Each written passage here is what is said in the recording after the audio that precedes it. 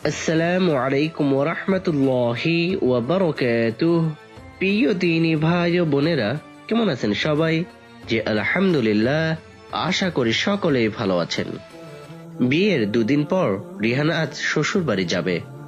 সকাল থেকে Liza bag tag গুছাচ্ছে, কিন্তু রিহানের কোনো খবর নেই। ফোন দিয়েই যাচ্ছে লিজা, কিন্তু রিসিভ হচ্ছে না।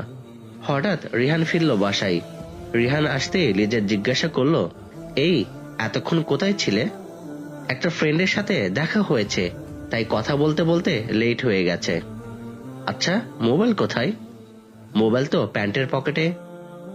মোবাইলটা একটু বের করো তো। কেন? বলছি বের করতে, বের করো। বেশি কথা বলো কেন?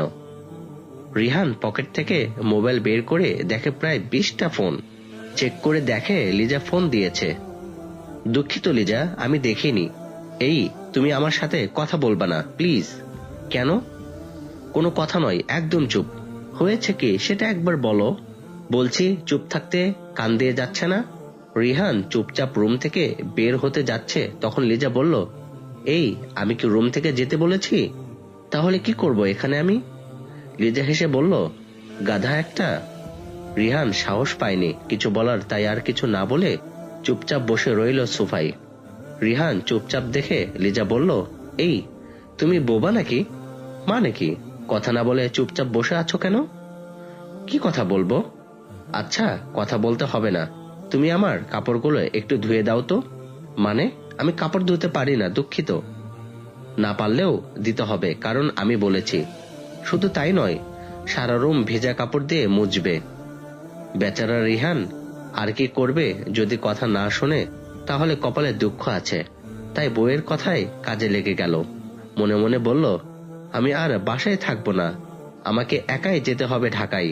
এই ডাইনিকে যদি নিয়ে যাই তাহলে আমার 12টা বাজিয়ে দিবে। মোবাইল হাতে নিয়ে রুহিকে ফোন দিল। রুহি তখন বাসায় ছিল। রুহি ফোন রিসিভ করে বলল, কি রে দোস্ত, কি খবর? কেঁদে কেঁদে রিহান বলল, দোস্ত আমি শেষ, আমি সুইসাইড করব। কেন দোস্ত, কি হয়েছে তোর? আর বলিস না, আমার বউ আমাকে যে পেইন দিচ্ছে আমি আর নিতে পারছি না। দুদিন হলো বিয়ে হয়েছে, তার মধ্যে এত পেইন, আল্লাহ! তাহলে তো তোর কপালে দুঃখ আছে। হ্যাঁ, আমাকে আর পাবে না, আমি শেষ। বিয়ের 7 দিন শেষ। শ্বশুরবাড়ি থেকে ও চলে আসছে এদিকে, আর 3 দিন পর ছুটি শেষ।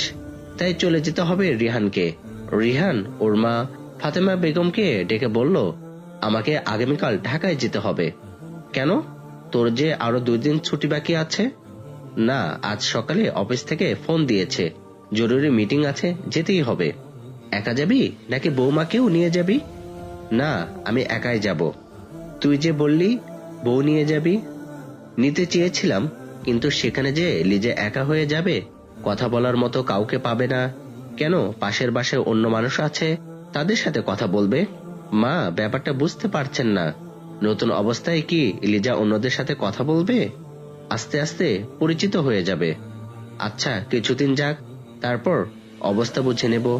রুম থেকে লিজা সব কথা শুনেছে, কিন্তু কাউকে বুঝতে দেয়নি। রিহান মায়ের সাথে কথা শেষ করে রুমে ঢোকার পর লিজা রিহানকে উদ্দেশ্য করে বলল, তুমি ঢাকা যাবে কবে? আগামীকাল যাব। কেন? তাহলে কাপড় চোপড় গুছিয়ে রেডি থাকতে হবে। হ্যাঁ, ভালো কথা। আমার সব কাপড় চোপড় রেডি করে রেখো। তোমার মানে? আর আমার কাপড় কি গুছাবো না? তোমাকে এখন নেওয়া যাবে না, প্রবলেম আছে। কি প্রবলেম? আমায় বলো। বলা যাবে না। তাই বলা যাবে না? আচ্ছা, কিভাবে যাই সেই উপায় বের করছি। এই বলে লিজা দরজার কাছে গিয়ে দরজা লাগিয়ে হাতে ফল কাটার ছুরি কাছে নিয়ে এসে বলল, এখন বলো কি প্রবলেম। তা না হলে। লিজার কথা থামিয়ে রিহান বলল, কোনো সমস্যা নেই, আমি তোমায় নিয়েই যাব, মজা করছিলাম এতক্ষণ। এই তো আমার লক্ষ্মী জামাই। এই, তুমি এত জল্লাদ কেন? কি বললে? আবার বলো। না মানে, তুমি খুব ভালো। কথা ঘুরাচ্ছ কেন? আমি খুব জল্লাদ তাই না? একদম নয়। তাহলে বুঝবে জল্লাদ কত প্রকার এবং কি কি। রাগ করো কেন? আমি একটু ভালোবেসে বলেছি। লাগবে না আমার ভালোবাসা। এই বলে রুম থেকে বের হয়ে গেল লিজা।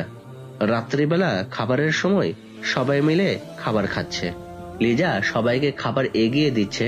ফাতেমা বেগম বললেন, বৌমা তুমি খেতে বসো, আমাদের এগিয়ে দিতে হবে না। এমন সময় রিহান বলল, আজকের খাবার দারুণ হয়েছে, কে রান্না করেছে?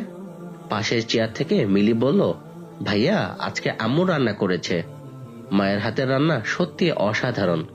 গতকাল খাবারটা তেমন ভালো হয়নি, কে রান্না করেছিল?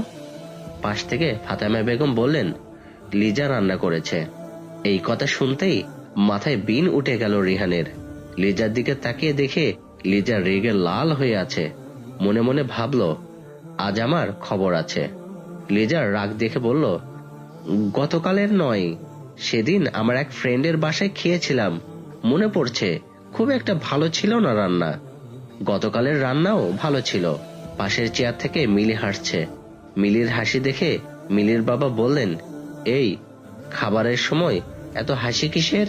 ইনশাআল্লাহ বাকি ঘটনা আগামী পর্বে শুনবো। আশা করি সকলেই সাথে থাকবেন, সুস্থ থাকবেন।